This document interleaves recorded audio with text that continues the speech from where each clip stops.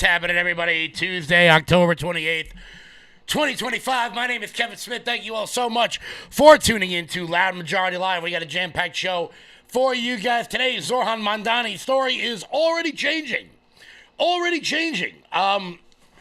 It's been 24 hours since we heard about his dear aunt, his dear auntie who didn't get to wear her suggested style of clothing on the subway out of fears of 9/11, except for the fact she wasn't living in America when that happened. Minor details. Don't worry. But it turns out, actually, it wasn't his aunt. It was his father's cousin. His father's cousin's mailman's former roommate or somebody. I don't know. His story is already changing.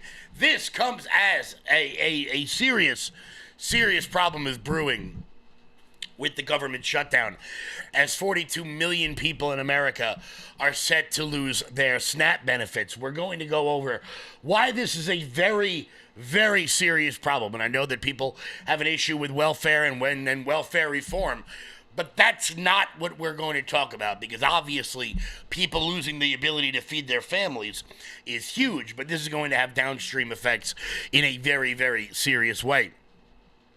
Also, weird Gavin Newsom story. Very odd Gavin Newsom story. We're going to get into. And, hey, did you know that if you go to prison, you can be watched over by foreign nationals? Did you know that? Turns out that America has almost no sovereignty left. None whatsoever. But before we get started, guys, do me a favor and hit that thumbs up button.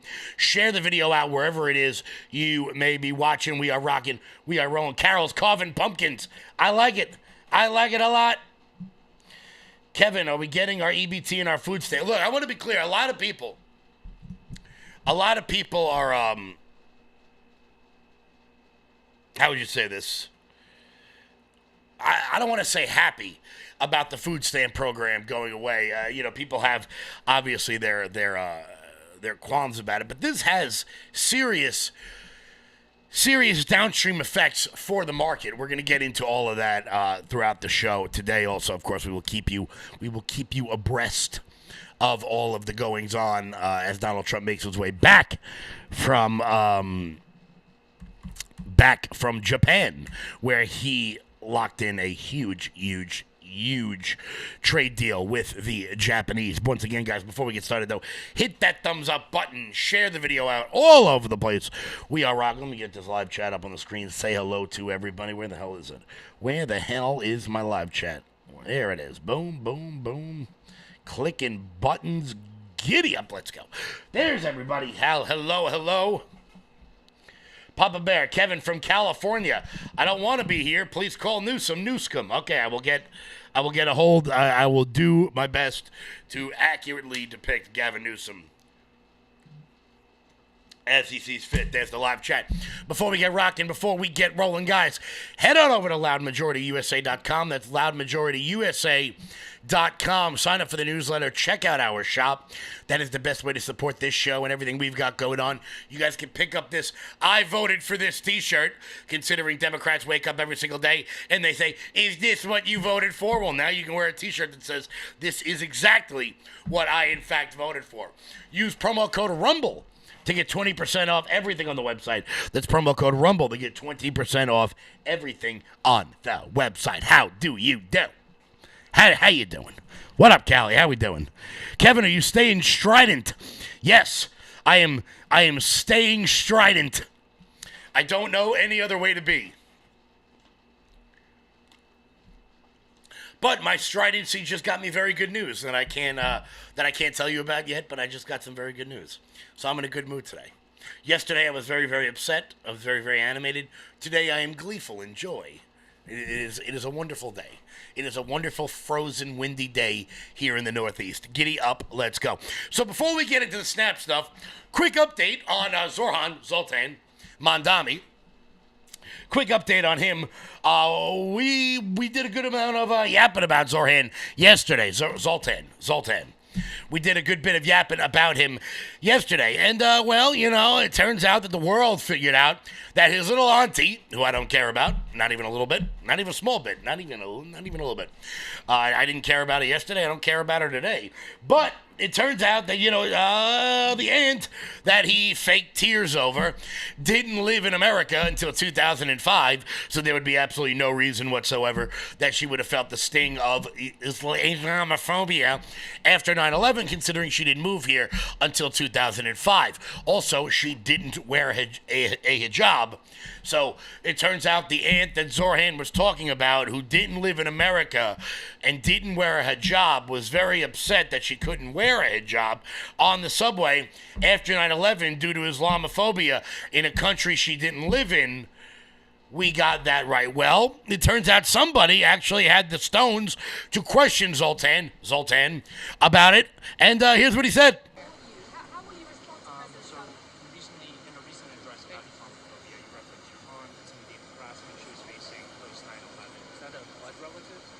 Yes, I was speaking about my aunt. I was speaking about Zerafui, my father's cousin, who sadly passed away a few years ago.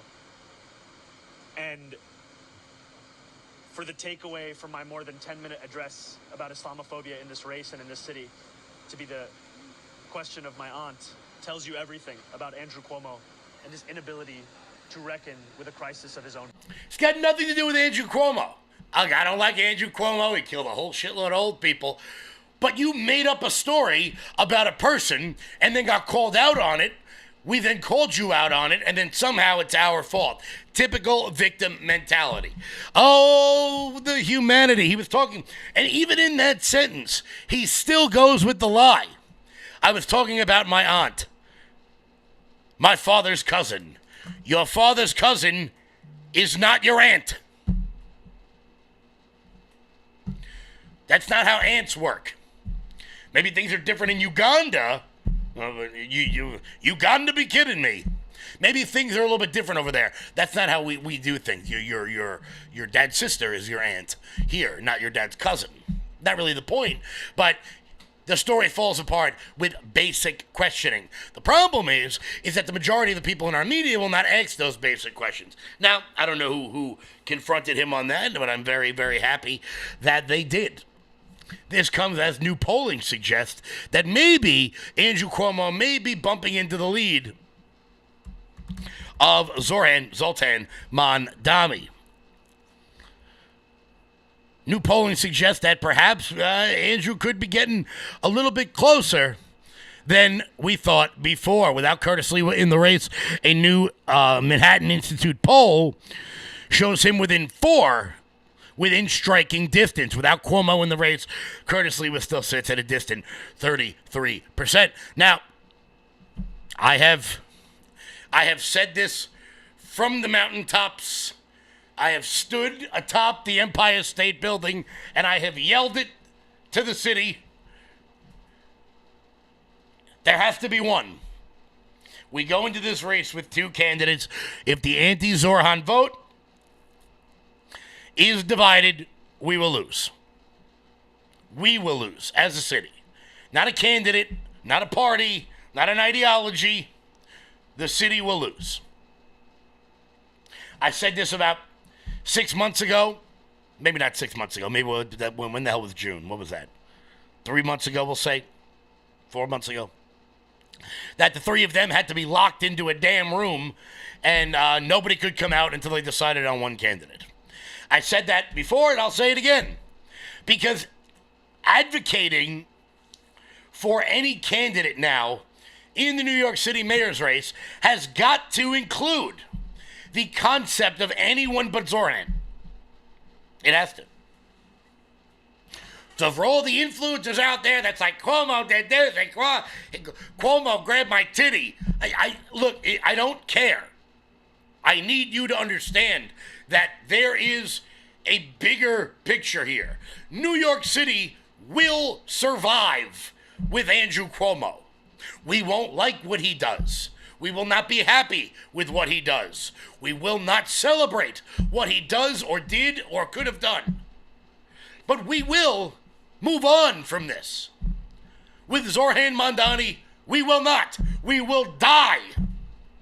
We will die a slow death. A drip, drip, slow death in the Big Apple. And I'm not really quite sure what in the sweet hell people are thinking. I'm not really sure what people are thinking. Personally, I think that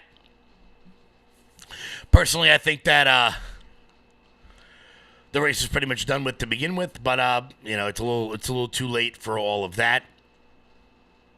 It's a little too late for all that. However, it does seem, according to this Manhattan Institute poll, that if Zorhan Mamdani does win, a certain congresswoman from the North Country is looking pretty good. He's looking pretty good, according to the same Manhattan Institute poll that shows that the lead is tightening for Zorhan Mamdani, that it's getting a little bit smaller. Also shows that in the early races, a certain Congresswoman Stefanik would come out ahead of Kathy Hochul if Zorhan Mamdani were to win. I'm not saying nothing. I don't know nothing. I don't have any information, but I am saying that, you know what? Perhaps it may be necessary to let an organ die in order to save the body. I don't know. But I tell you what, 2026 is going to be wild here in the Big Apple. It's going to be wild here in New York. Here's Fox News with the Manhattan Institute poll.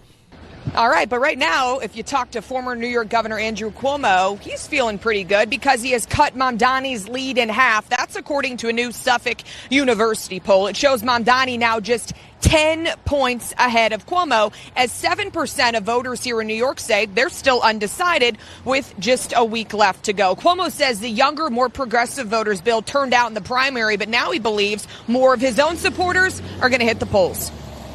These are extraordinary turnout numbers. I mean, they are extraordinary. And I feel it. I feel it on the street. New Yorkers, at the end of the day, they want a mayor who can do the job. Look, shut up, Andrew, all right? Just stop talking. First off, I got to be honest with you. I don't really remember Andrew Cuomo ever facing any sort of actual real primary competition in the state of New York. But I am actually impressed. With how unimpressive Andrew Cuomo is at this. Now, look, obviously he was ordained to be governor because his dad wanted him to be president. His dad wanted him to be president so bad that he set him up with a Kennedy so that he could make more Kennedys. That's a real story. But on a campaigning level, he actually sucks at this. He's actually really bad.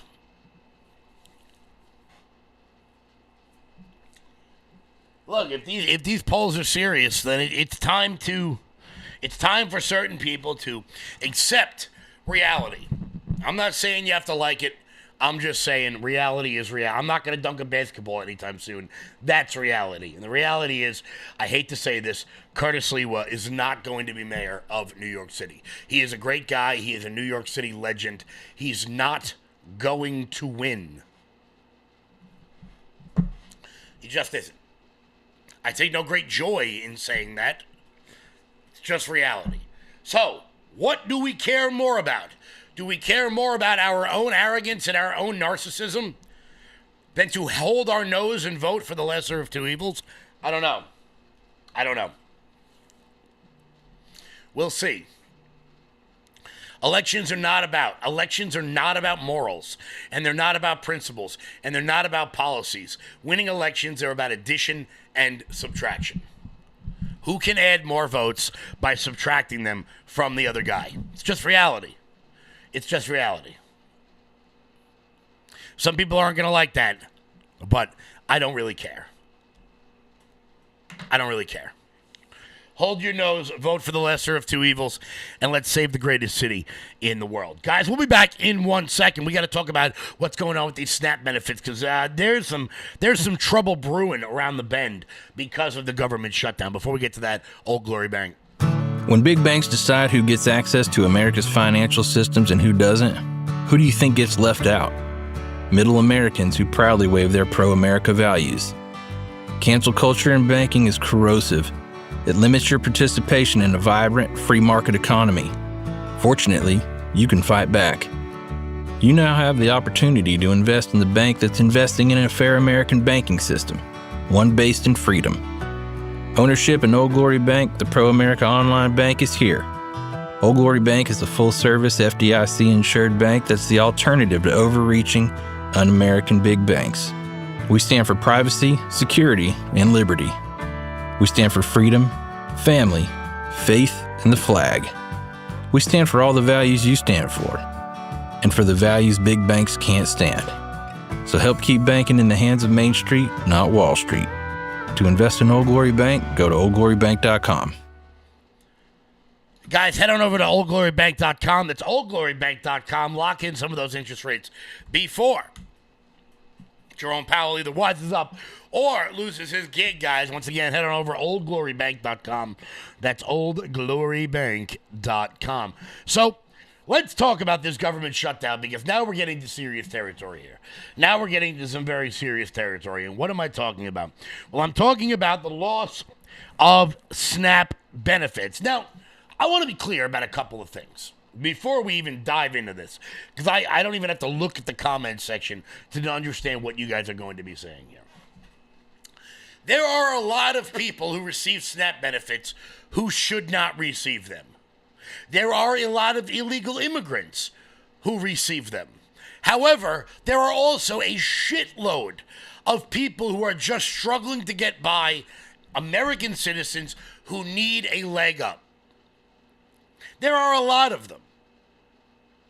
And many of those people are going to lose their benefits on November 1st. We've got this from Fox News. The Trump administration is warning that millions of Americans could lose out on the federal food benefits within days if Democrats do not accept the Republican plan to end the government shutdown. The Department of Agriculture said it does not have the ability to independently reshuffle funds for the Supplemental Nutritional Assistance Program, also known as SNAP, commonly known as food stamps, due to congressional Democrats' refusal to pass a clean CR. Approximately 42 million individuals will not receive SNAP benefits come November 1st. This jeopardizes all SNAP recipients in November, including those who have applied for benefits in the second half of October, furloughed federal employees who will not receive their combined November and their combined October and November benefits. Now, look, yes, a shitload of illegal immigrants are getting SNAP benefits. That is absolutely true. Absolutely true. Look at these numbers. There are 42 million people in this country that need food stamps on a weekly basis. And we're saying people deliberately instead of Americans, because most of the people that are on food stamps aren't even from this country.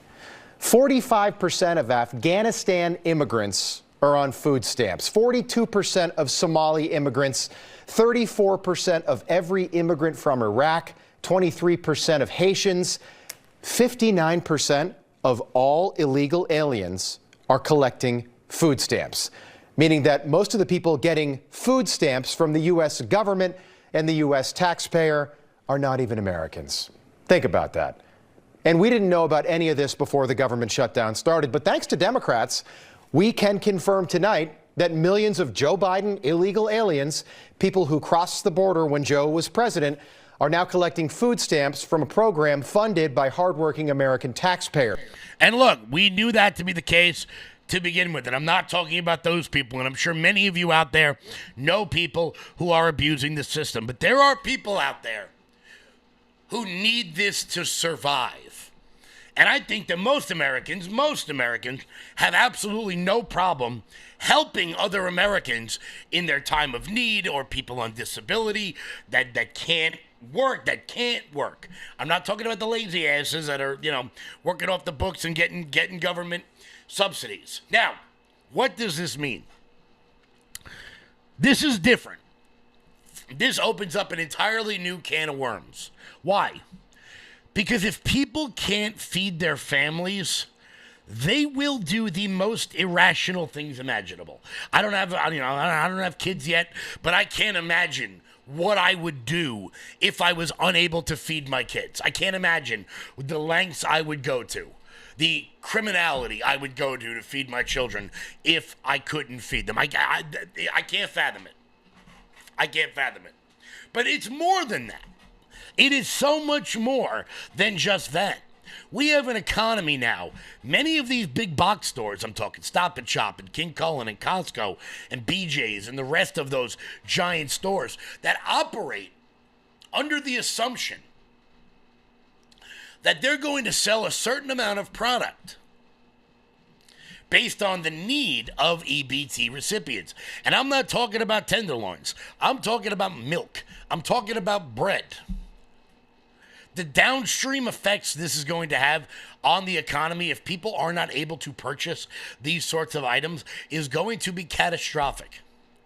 You will have farmers who have milk that is not being purchased, that will die on the vine.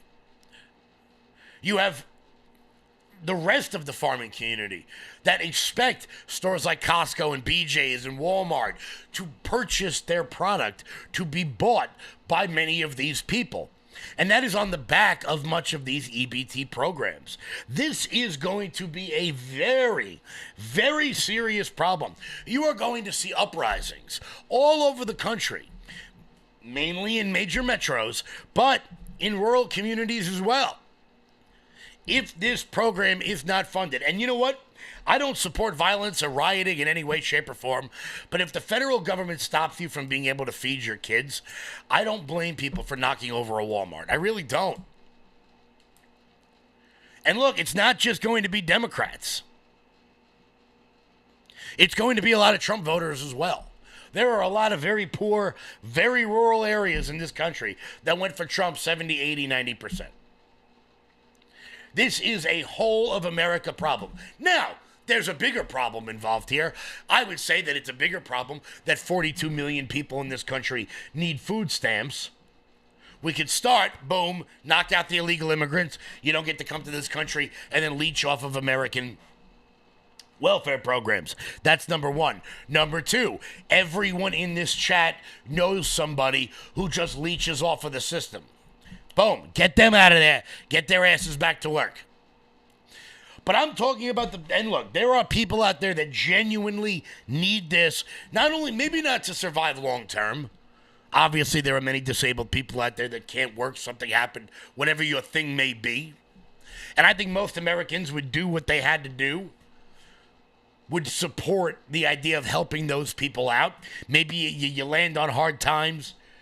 There's a death, you get laid off, your evil corporation exported your job over to India so they could pay slaves 30 cents an hour. And now you need a little pick-me-up until you can get back on your feet. Most Americans have no problem funding that sort of thing. The problem in lies is when these sorts of things get cut off like that. And Democrats don't seem to understand that this is their fault. Republicans simply cannot do anything more than pass that clean CR. Here's Mike Johnson. Oh, no, here's Mike Johnson. Things like $4 million for global LGBTQI plus awareness campaigns around the world. $4 million for the LGBTQI plus democracy grants in the Balkans. They want $2 million for feminist democratic principles projects in Africa. We're not doing that. But again, the question is why? Why? This sounds crazy. It is. Why would they do this? And what we saw on vivid display over the weekend was the re-emphasis of this fact. This is motivated purely out of fear. And what do we mean by that? You saw the Democratic leader in the House, Hakeem Jeffries, endorse Zorhan Mamdani for mayor of New York City on Friday. It was an illustration of what we're facing here. The Democrats right now fear the far-left activists more than they fear air traffic controllers, Border Patrol agents, American service members, and so many others missing their paychecks. They fear the Marxist insurgents like Mamdani more than they fear families and children going hungry from lapsed benefits that keep food on their tables. They simply fear losing their own political positions next November if they don't appease the angry far left base right now. And that's exactly what it is. Democrats are afraid of pissing off people like Zorhan and AOC. So they're going to keep the government shut down. And people are going to lose their benefits.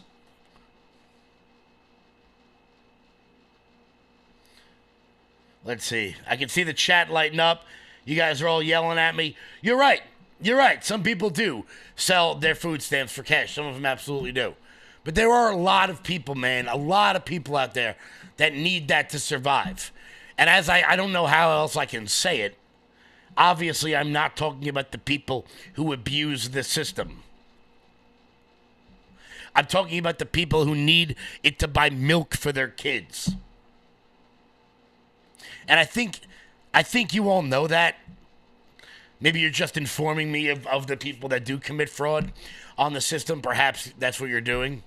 I think you all know that that's not what I'm talking about. I think that.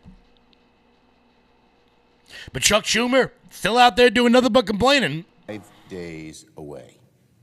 Starting this Saturday, tens of millions of Americans face the specter of financial crisis, all while Donald Trump is dancing on the tarmac in Malaysia. Donald Trump may be having a nice time abroad, but people here at home are dreading open enrollment. Insurance plans that cost $300 or $400 a month will suddenly cost $2,000 a month or more, because Republicans prefer to shut the government down over working with Democrats to extend the ACA tax credits. Consequently, the average ACA plan is set to more than double starting next year. The average 60-year-old couple making $85,000 a year will soon have to pay an extra $22,000 or more just to have health insurance. Well, that's your fault, bro. It turns out that the Affordable Care Act isn't affordable at all. It turns out that it sucks so badly that you had to pay people to buy it. And Donald Trump has not shut the government down, Chuck Schumer. You have. You have, in order to continue to give illegal immigrants health care. And now Americans are going to suffer. Now Americans are going to suffer. And people are starting to realize that maybe, just maybe, this is not the fault of Americans. We'll get to that in 1 second. Before we do that, here's Jeremy. Hey everybody, how you doing? Well, it's that time of year again, isn't it? My favorite time of year, fall. Oh, I love the leaves. I love the autumn smell. I love the pumpkins. I love it all right before the snow flies. But what I don't love that comes with the cold weather and the fall weather is the flu, are the sniffles, the cold. All those common cold sniffles that you get every year. And if you have kids in the house, little kids going to and fro school, and they're coming back and they're touching everything and they're bringing the bacteria and all those viruses home from school, you don't want anything to do with that. You want to be proactive rather than reactive. That's why we're going to talk about propolis today. You know what propolis is? Well, ladies and gentlemen, propolis is what works as a barrier to keep the beehive absolutely safe. And what am I talking about? Well, Beekeepers Naturals. Now, my wife really turned me on to this. This is an endorsement of my wife and then myself as well. Beekeepers Naturals, folks, that is exactly what this is. This is a proactive rather than a reactive, all natural, all clean alternative to big food and big pharma. You've got your Beekeepers vitamin C packs, which are perfect for on the go, right? You've got your Beekeepers Propolis nasal spray. A few shots up the nose, clears out your nostrils, cleans any congestion that you have, and it's all natural, and it's going to work as a proactive barrier to any of that unwanted bacteria getting in. How about the Beekeepers all natural Propolis immune throat spray? 3 or 4 pumps of that a day, and anything that you're breathing in is going to be either repelled or killed right away. That's the amazing thing about propolis, and that is the amazing thing about Beekeepers Naturals. And I got a 20% discount for you. What's better than that? 20% discount. Look, you can even get the throat soothing pops and the kids' prebiotic fiber pops, along with the throat spray, along with the nasal spray, along with the vitamin C packs. Folks, They've got it all, and it's an all-natural, clean, beautiful option for you to have in order to, get away from the big food, get away from the big pharma, and go more natural, especially with a 20% discount. How can you not go to Beekeepers Naturals today /LFA and get your 20% discount? Clean out your medicine cabinet today with beekeepers.com/LFA. And now back to the show. And the reason why we do things like this, the reason why Chuck Schumer cares more about illegal immigrants than Americans is because he knows that the majority of us have left the Democratic Party. The majority of us have left. And they need more voters, which is why you see things like this happen all the time. And I've brought this up several times in the past. I'm finally happy. I'm so happy that people are finally catching on to the absurdity of the entire thing. But I don't understand why we do this in America. Why do we change our accents? Whenever we say, and AOC did it the other day. Do I have the crazy ass jumping up and down clip? No, I don't have it. Why do we go out of our way to change everything about the way we act and the way we speak? You know what? Here's Newsmax, okay? Just check this out. On another note, tonight, the New York City mayoral debate last night, but I'm less interested in what the candidates actually said, and I'm more interested in why we keep doing this. Government Affairs reporter Melissa Russo, senior politics editor at Politico Sally Goldenberg, and Telemundo 47 anchor Rosarena Breton. This is a 2-hour debate. All right, so we have talked about this, and I just don't get why we do this, who started it, when this started. But whenever it is a Spanish name, we are all suddenly required and expected to shapeshift into the perfect Spanish accent. Normal, everyday news people do it all the time. They forget years of training. They forget their non-regional diction. That Telemundo anchors, by the way, Rosarena Brenton. Just say Rosarena Brenton. But for whatever reason, we all feel the need to pronounce it like we're living in Mexico, like we're living in a country where Spanish is the native tongue. That's not the case here in the U.S. Rosarena Bretonia. He said it. I couldn't understand what he was saying. As I've said before, I am Irish. And if I was moderating that debate, would the host introduce me as Robert James Finnerty, don't you know, the little lad? There he is, Robert James Finnerty. If the host was Chinese, would they then introduce that person with a Chinese accent? I don't think so. So stop doing it when they're Spanish. Just stop it. Also, we don't need to say all three names when they are Spanish. No one describes me as Robert James Finnerty. I'm just Rob Finnerty. We don't need to say Kilmar Abregu Garcia. It's just Kilmar Garcia. I don't know who started this, but enough's enough. Stop. Just stop. I don't know about you guys. I don't know about you guys, but I really wish Rob Finnerty had done a Chinese accent right there. I'm not going to do it. I really wish he had done it.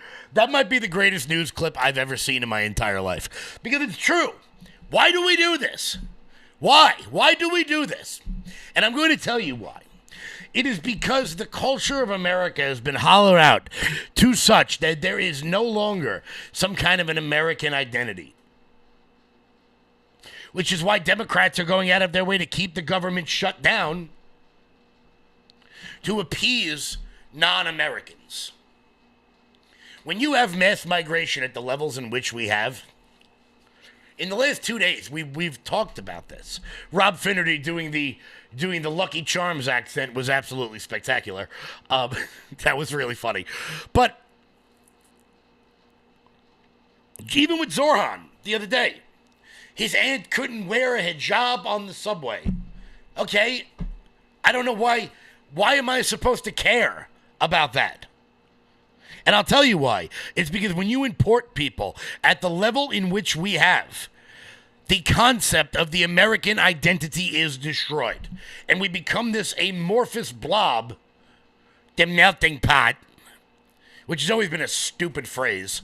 Most people picked it up in like 4th grade, and they just, oh, that sounds good, so we'll just keep it going. But when you import people at the level in which we have, we become nothing.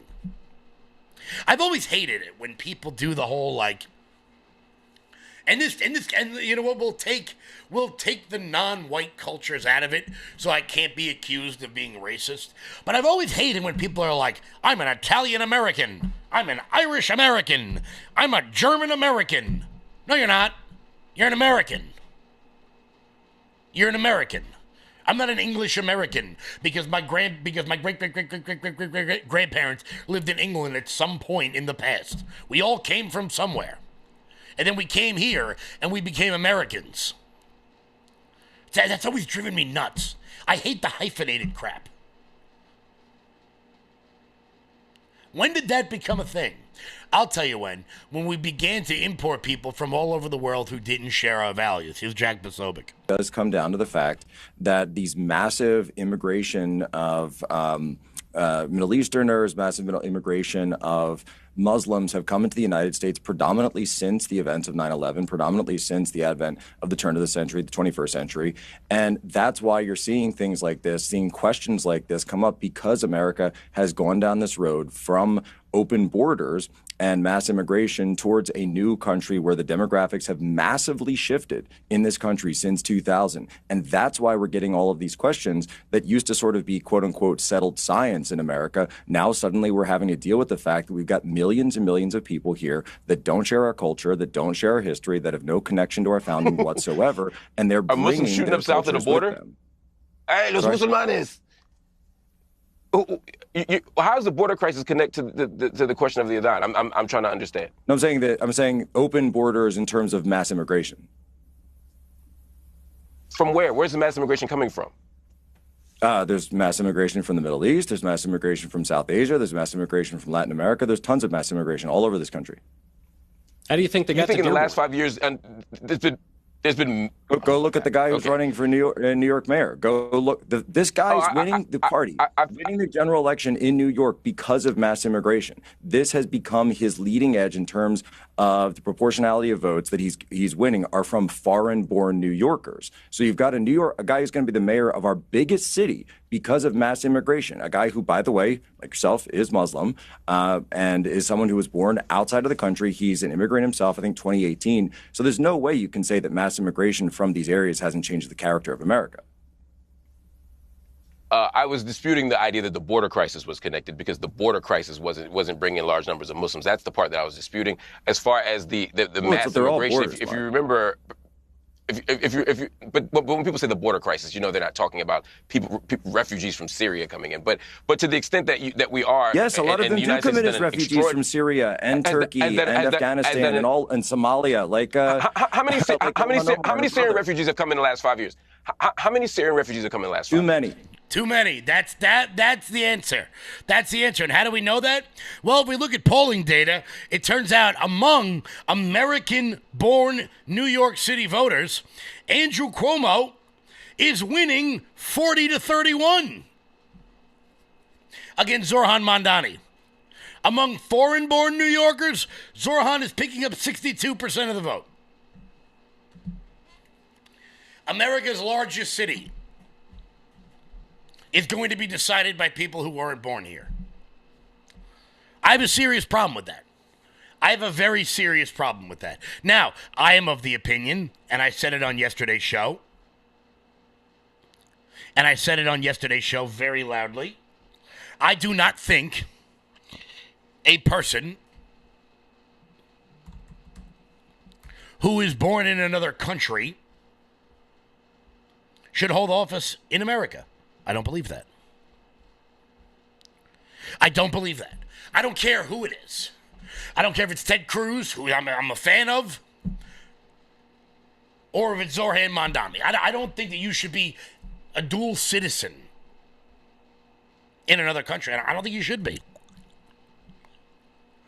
Just an opinion I have. I think that there should be loyalty to this country. Because I am sick and tired of seeing people like Ilhan Omar say that she is the congresswoman for Somalia. If you want to be the congresswoman for Somalia, then go to Somalia. I have no issue with Somalia. Over there. Because when you import the totality of the world, you've got to give them jobs. And it turns out, spoiler alert, we are now giving them jobs not only as sworn officers of the law, which we saw in Lincoln Park, Minnesota, but now in the state of Washington, corrections officers. So let me get this straight. You can be arrested in Washington, be held in a jail, and be oversaw by foreign nationals. You got that right. A county jail in Seattle admits to hiring illegally more than 36 non-citizens as corrections officers. Okay, this is your story. You blew this one open. Have the illegals been fired?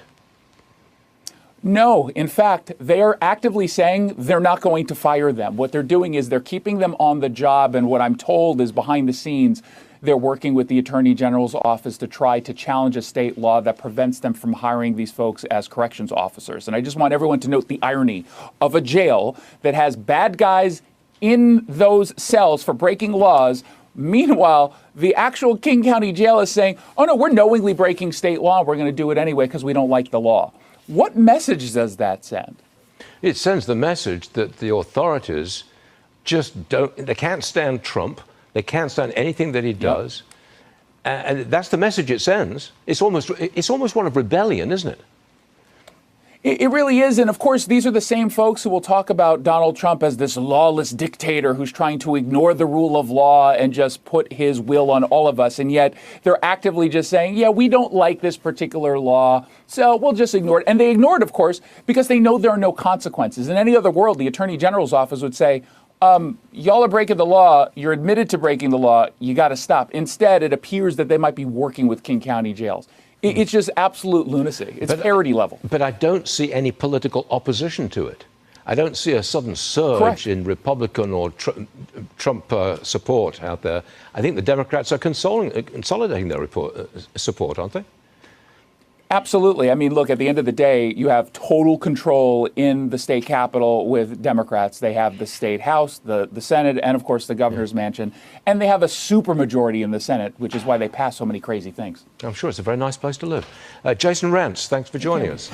It's not a nice place to live. It's where they created grunge music. Let's be honest here. So now you can be arrested by a foreign national and then placed into a jail where you are overseen by a foreign national in this country. Democrats couldn't hate you more if they tried. They couldn't possibly hate you more. They hate the very fabric of this country, and they are doing everything imaginable to undermine it at every possible turn. At every possible turn. And I don't know why. It's something. I wish I could understand why Democrats just hate this country so much. Maybe it's, I don't know, maybe they just expect things. But people are starting to notice. People are starting to notice, particularly when it comes to this government shutdown. What do I mean by that? Well, it turns out this is not working out as well for the Democrats as they think. Starting with Republicans, how has the shutdown seemed to have affected their political standing? Yeah, you might think, given that the Republicans are in charge of both the House and the Senate, that a government shutdown might actually hurt the Republican brand. But in fact, it hasn't. If anything, it's been helped a little bit. Take a look here, the shift in net popularity versus pre-shutdown. When we're looking at the Republican Party overall, that brand actually up 2 points. That's within the margin of error, but clearly it hasn't dropped. Come over to this side of the screen. Look at the net approval ratings for Republicans in Congress. It's actually up 5 points since pre-shutdown. So what we're seeing here is the Republican brand in Congress has actually improved somewhat compared to where we were pre-shutdown, despite the fact that Republicans control. And that's the math that John Thune and Mike Johnson are looking at is, well, hey, why should we give, and electorally speaking, when our brand has actually improved a little bit? Now, we say their position is getting better. With whom? Yeah, okay, with whom? So I think it's two groups that it's so important to keep an eye on. All right, change in the Republican Congress's net approval rating versus pre-shutdown.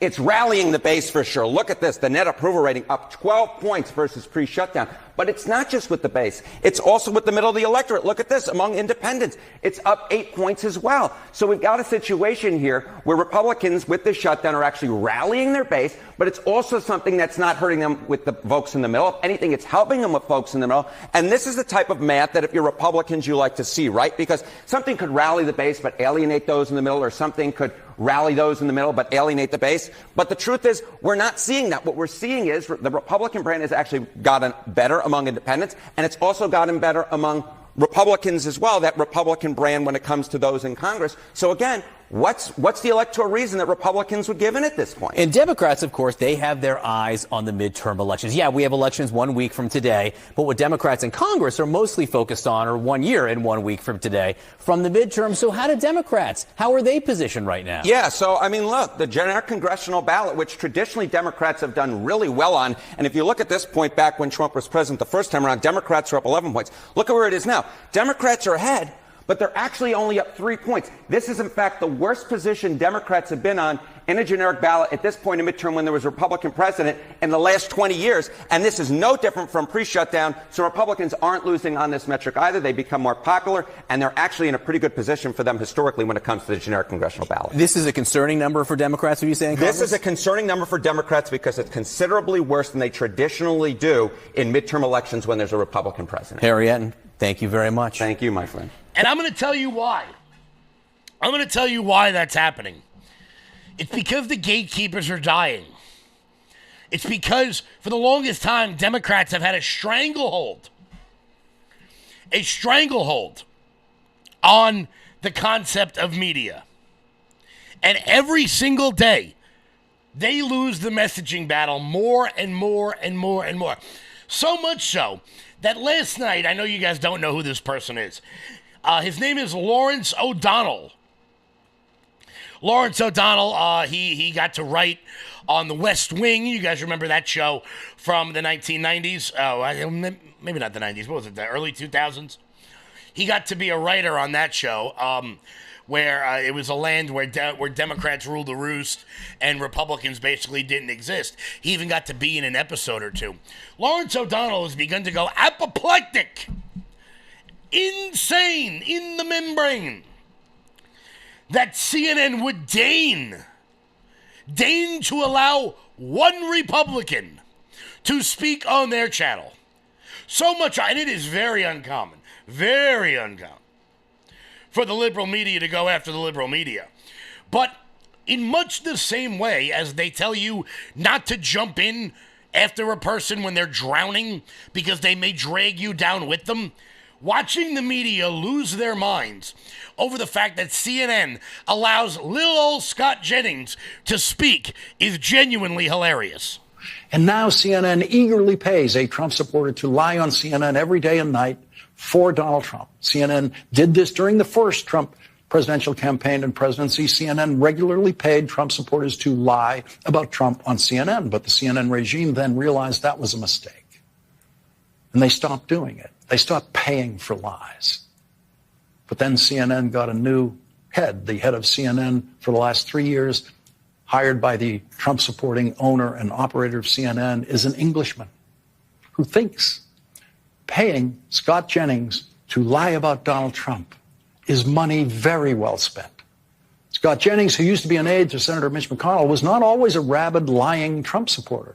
When he first started appearing on television, he was capable of criticizing some of the more extreme Trump positions, but Scott Jennings figured out where the money is and how he could get his own podcast and decided to become the J.D. Vance of CNN. Here's how bad that television is that they make over there. The show that Scott Jennings frequents the most is on opposite this program. And that show, on a good night, gets half of the audience of this show. This program usually has an audience triple the size of the terrible, terrible television that Scott Jennings is delivering on the absurdly degraded version of CNN presided over by the man who thinks lying for Donald Trump on TV is an honorable pursuit and should be paid for by CNN. Now, what Lawrence O'Donnell doesn't tell you is that the show on Fox News that directly programs against him gets 4 times as many viewers. That would be Sean Hannity. But don't worry, that's not all. Don't worry. Because the online show that directly challenges all 3 of those shows, Tim Pool, gets even more viewers than that. So it's almost like Lawrence O'Donnell Yeah, maybe you're not the worst, bro, but you're like, the third slowest fat kid. And look, I'll be clear, Lawrence O'Donnell gets more views than I do. He does. So maybe I'm not in a position to talk. However, I am not pumped into people's television sets and kept on in the background by aging boomers. The average age of an MSNBC viewer, 74. That's the average age. The median age is 74.